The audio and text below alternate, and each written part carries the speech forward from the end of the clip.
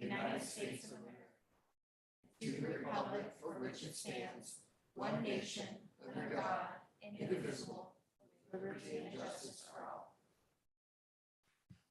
When you get there, it becomes real obvious what their goal was, what their fear was, and how the battle went. Commissioners Malloy, Spot.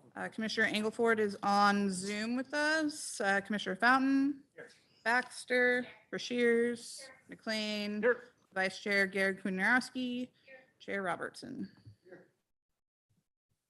Okay, we have no minutes to approve. Next item, is anybody with us that wants to address the planning commission tonight on an item that is not currently on our agenda? Come forward, sign in, and seeing no movement, and we will get to our first agenda item. It's planning file AR-23-02. This is a continuance of our meeting last month where we was looking for an question. Testimony has been closed, and so I'm going to toss it to staff. Thank you, Mr. Chair. So at the last planning commission meeting, you all had asked that we find out what, if any consequences there would be to the 24-unit apartment complex being developed, built before we had the traffic signal installed. We contacted Kittleson and Associates, who did the initial traffic investigation analysis for us. And you can see in your packet what they came up with. Basically, there is no off-site or on-site mitigation necessary with this in the interim piece. It basically, you're going to run at acceptable levels of service at the intersection. When I say acceptable, probably level E by the time you get there, which is not real great. The traffic signal still needs to be installed, but their recommendation was that no off-site or on-site improvements need to be made with this if the mitigation for the traffic signal, to mitigate the traffic signal not being in place. So we would recommend that there'd be no further action on that in this terms. We are still moving forward with the signal. Right now, we're still waiting on right-of-way. We've got two pieces of right-of-way that we're trying to obtain, and one of them is going through an eminent domain process, and the other we're working with the property owner. So with that, I can ask any questions or answer any questions.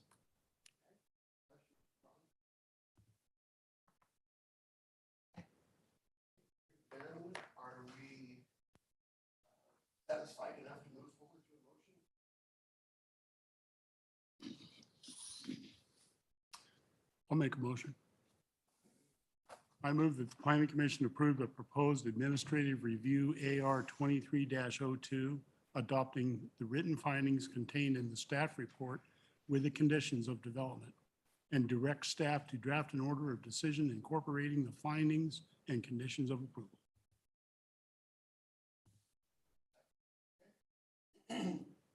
Before we move to a vote, does anybody need a refresher on this? All good? Okay. Any further discussion? Okay, all those in favor of the motion, then please say aye. Aye. Any opposed? Motion carries unanimously. Okay, move to our second public hearing. Public hearing planning file CU-23-01. So our city attorney's not here tonight, so I'm going to read his spiel. Tonight's hearing will be pursuant to the quasi-judicial hearing procedure set forth in ORS 197.763 in the Oregon law. At the commencement of the hearing, all commission members will be asked to announce any ex parte contact or conflicts of interest. Ex parte contact is contact with anyone outside the committee meeting or with the property itself regarding the question or issue before the planning commission. If you have any questions about either ex parte conflict or conflict of interest, please bring it up and we'll figure it out. We will start out with the staff report. After the staff report, we will allow questions by staff, by the commission.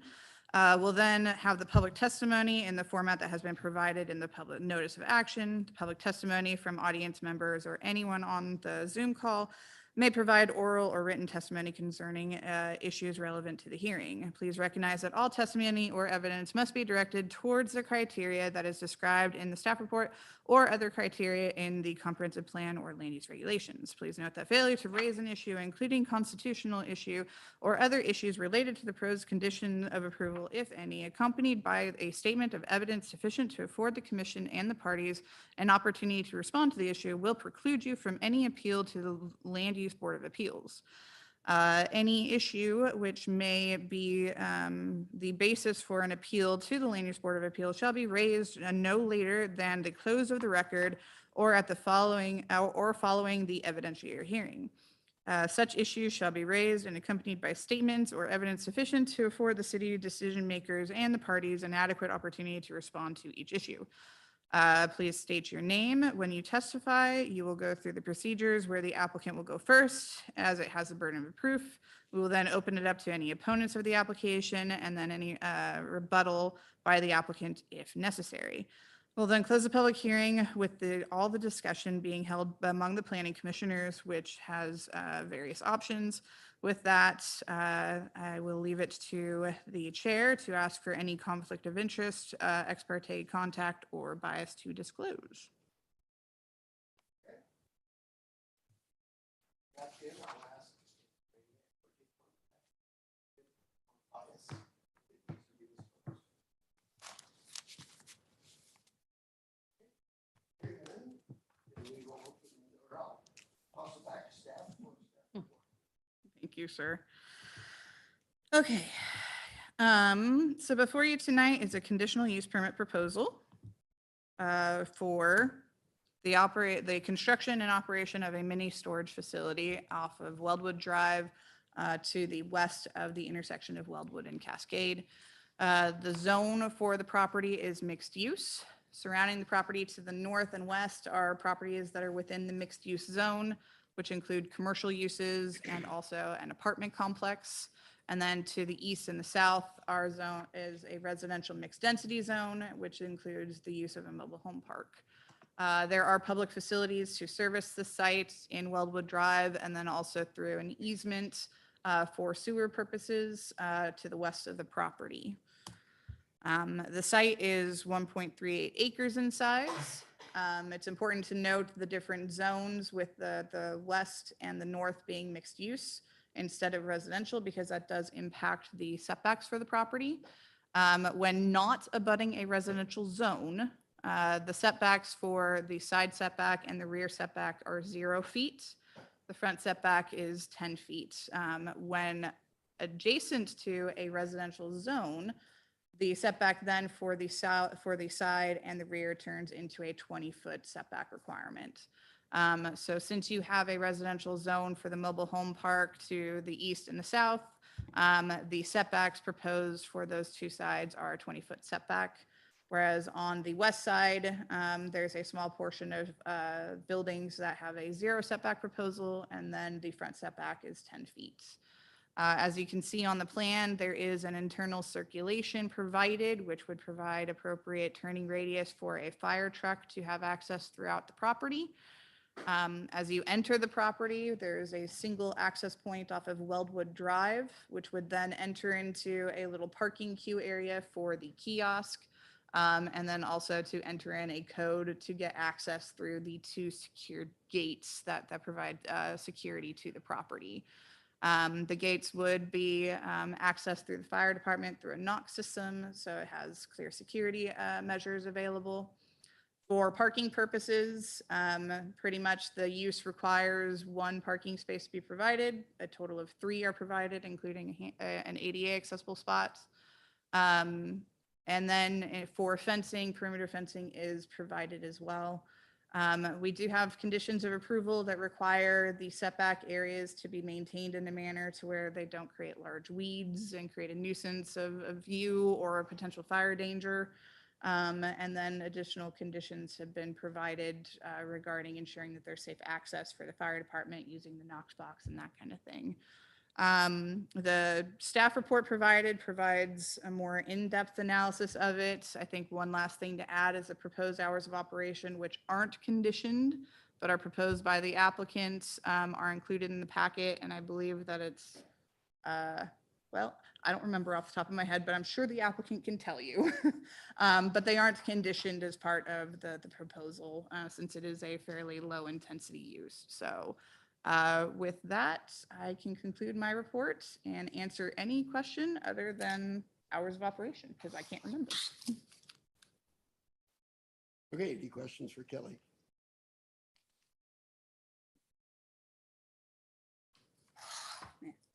Okay, then we will open the public testimony portion of our hearing. Invite the applicant or the applicant's representative to come forward. Sign in, please.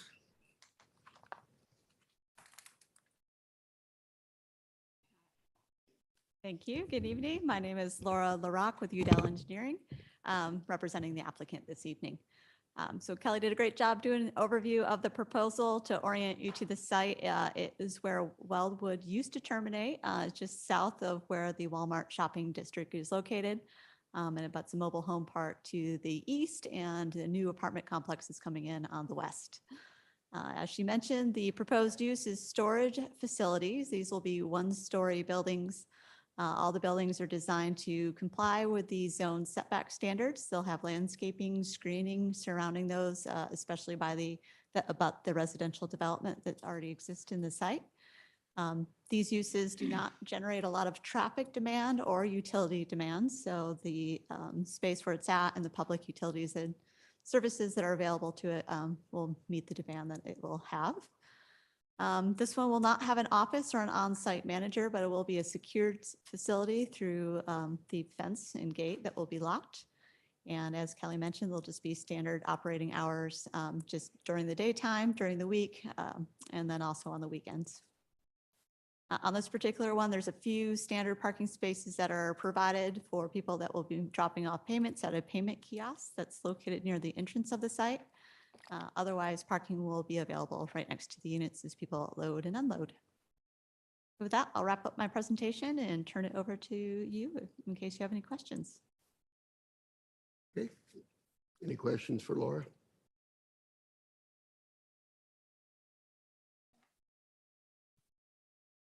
Okay, thank you. Okay, thanks.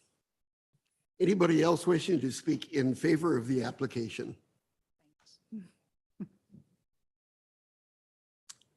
Anyone wishing to speak in opposition of the application?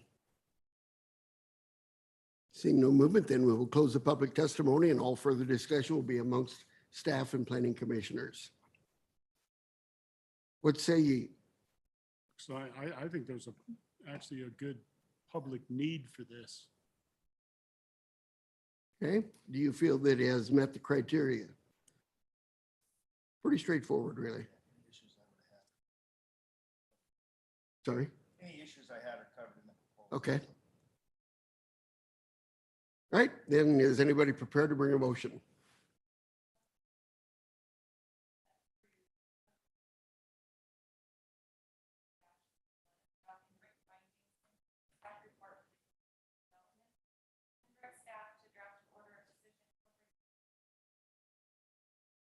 Okay, and a second.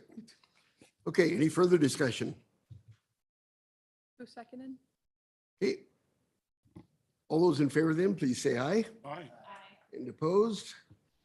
Motion carries unanimously. Okay, thank you. We are going to adjust the agenda just a little bit.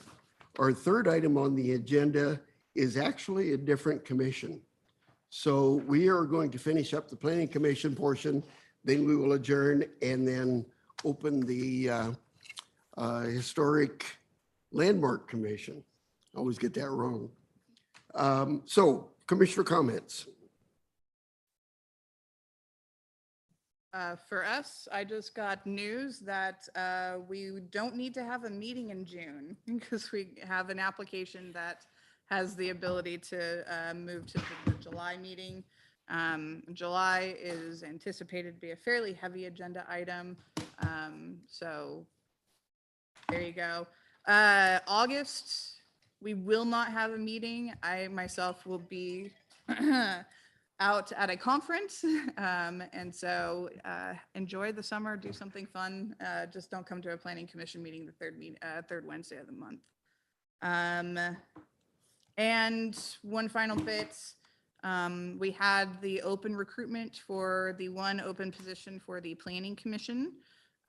We had Commissioners McLean and Malloy do the interview process. I have to say that my own personal opinion, they were two incredibly qualified candidates.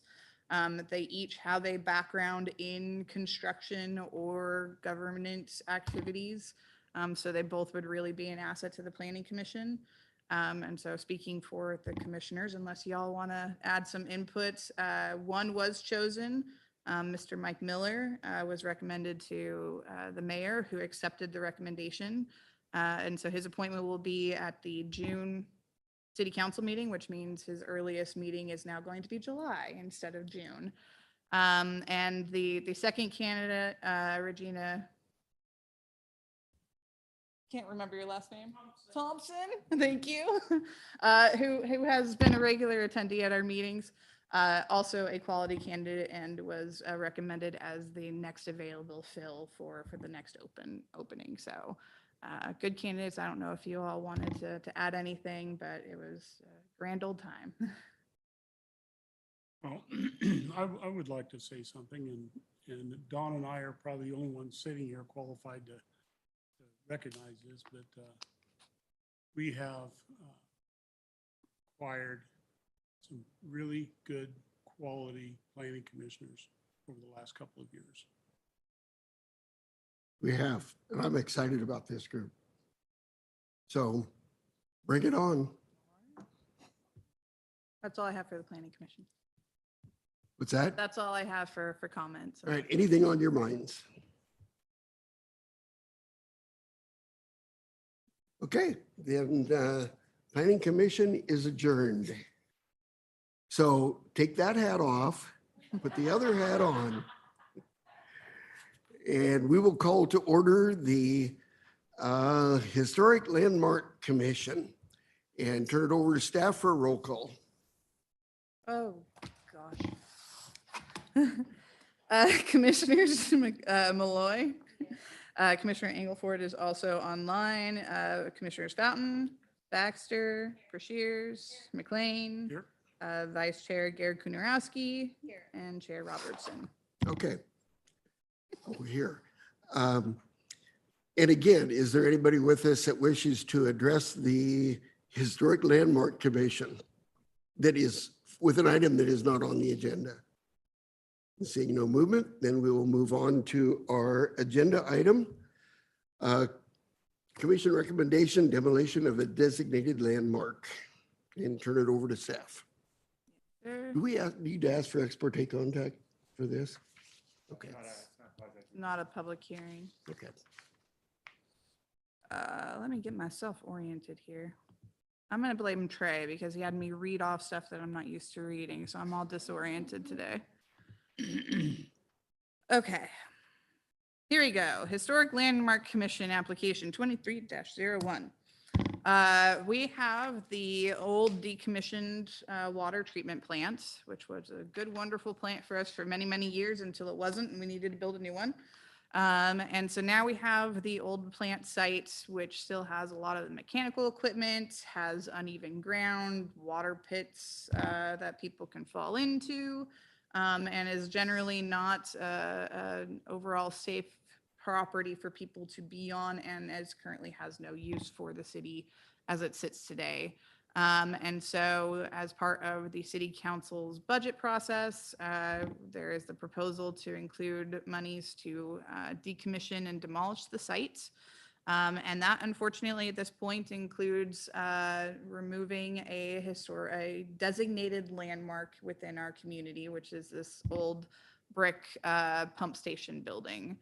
In evaluation of the site, pretty much the building is being held up by the very large pipes that are protruding out of it to go to the holding tanks. And so once those pipes are removed, that building is degraded enough for it to unfortunately not stand anymore. And so as part of the demolition process, the proposal is to demolish this old pump house. And so as part of the agenda report, we did include the required findings in order to have the Historic Landmark Commission recommend the demolition and removal of this property from the Historic Registry.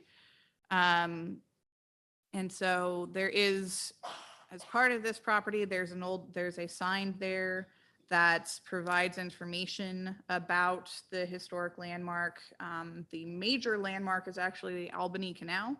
And so that signage provides the history about the canal. That signage would likely be removed during demolition, but would be replaced back when it is finished off. So we're still trying to preserve some level of historic character for the property. So with that, I can answer a few questions, but Ron might be able to answer a bit more about the construction side of the equation. And we're here to answer any questions.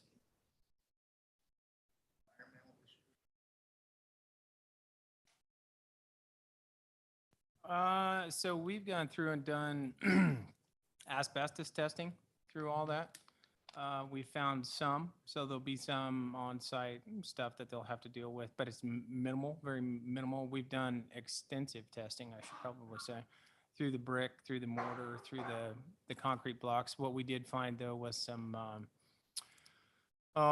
soil in and around the one area that's going to have to be removed and taken to Coffin Butte. We're having soil samples done right now and all that, but for the most part, no. I mean, you have your normal PCBs and your pumps and stuff that, you know, that'll all be spec'd out. Yeah. You just gonna use a track hoe and tear down? And some of it, like the old Accelerator and stuff like that, they'll probably use what's called a shear, I would guess. We'll leave it up to them, which cuts it. The concrete on that in some places is 3 or 4 feet thick. So it'll take something more than just an excavator. You could use a big giant jackhammer on the end of it, but I'm guessing that the residents around there may not appreciate that. They're not going to appreciate it anyway because it will be loud, but we'll try and mitigate that as much as possible. Yep. What's that? Yeah, that's been gone for a bit. Yeah. Yep. Ron, is this building costing the city anything to keep it there and maintain it or do anything? Well, so it's not being maintained for one. Two, we've had multiple issues of transients using it. We've had fires set inside the main operation building. We've had people break into our actual water shop that we're still using. So yes, it does cost us, and we just have put no money into doing any kind of maintenance because we've known this is the direction we wanted to head. Has CIS, the insurance, have they dinged us at all, or Now say that to me again. the CIS, our insurance, have they had any problems with identifying that as still insured property? No.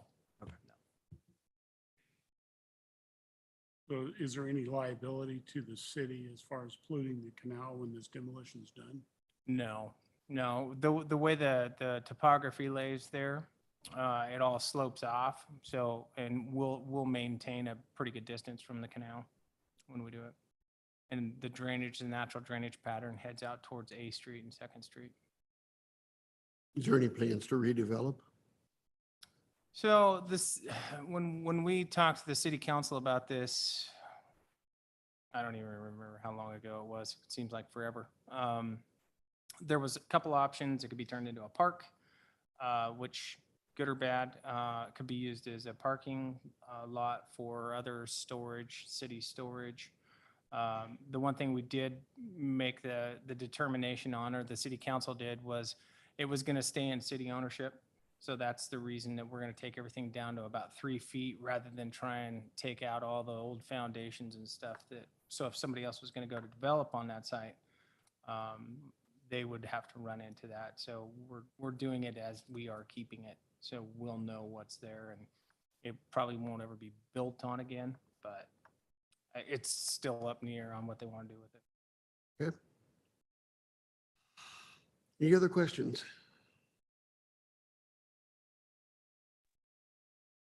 So this is Marcel. So just to be clear, the plan is strictly just the demolition of the building And when you're done, you'll just have whatever the concrete floor of that building is in existence. And that's it. We're not gonna do anything else around that building particularly. The focus is just on the building itself, right? Yeah, we'll remove the concrete pads. We're gonna remove everything to within so from ground surface today, we'll remove it all within to a depth of 3 feet. There's an underground chlorine contact chamber, or basically the old wet well that's there. That'll get filled in, the walls will get knocked down, 3 feet from ground surface.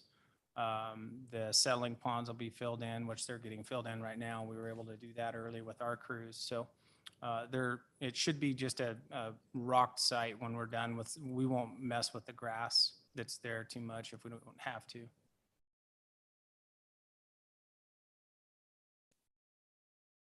Okay, The goal would be to do this in 2024 budgeted. It's budgeted for. It's budgeted right now.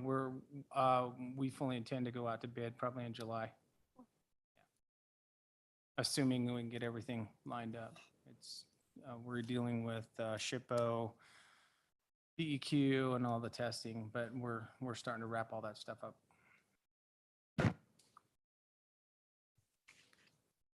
okay, anything else?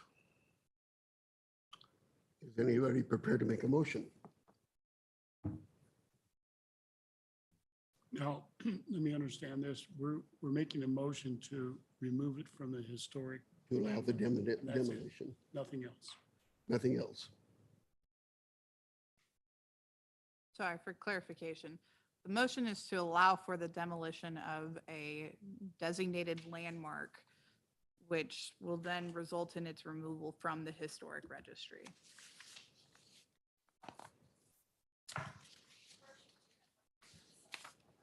Yeah, we already do. Yep.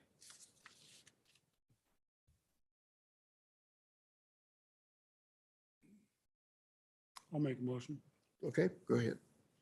I move that the Historic Landmark Commission recommend approval of the demolition of the designated landmark of the decommissioned water treatment plant pump house to the city council based on the written findings in the staff report, and direct staff to draft an order of recommendation incorporating the findings.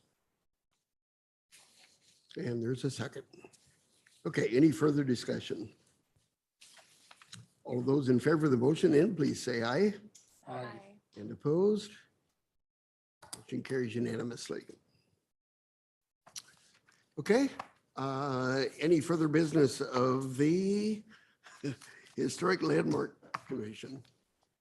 I do recognize that I am supposed to come back to the Historic Landmark Commission with some questions that were asked regarding the historic registry, specifically whether or not it is recorded against the property at the county assessors that it is a historic landmark, and if it's recorded on the property record. I've unfortunately placed several phone calls to the county and have not yet been able to make contact with them. And so once I do, I will bring forth that answer back to you so that we can hold our regular annual meeting of the Historic Landmark Commission. Technically, this meeting counts for our regular meeting that is required annually, but I still owe you that question to be answered. So we'll come back at a future date with that. So are we still taking nominations for that historic registry? You ask us to be thinking about that. I did ask you to be thinking about whether or not there was any specific properties that you felt should be added to the registry, and to email me. I haven't gotten any specific responses from anybody at this point. And so if there is one that you find it to be really appropriate to include, I can make contact with a property owner to see if they're a willing participant in the registry.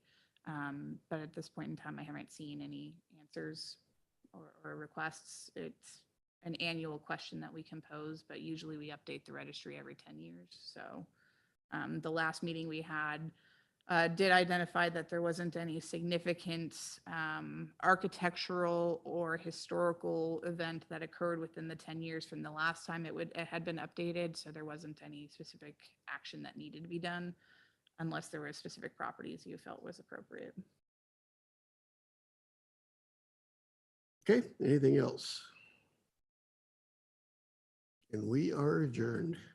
Thank you, everyone.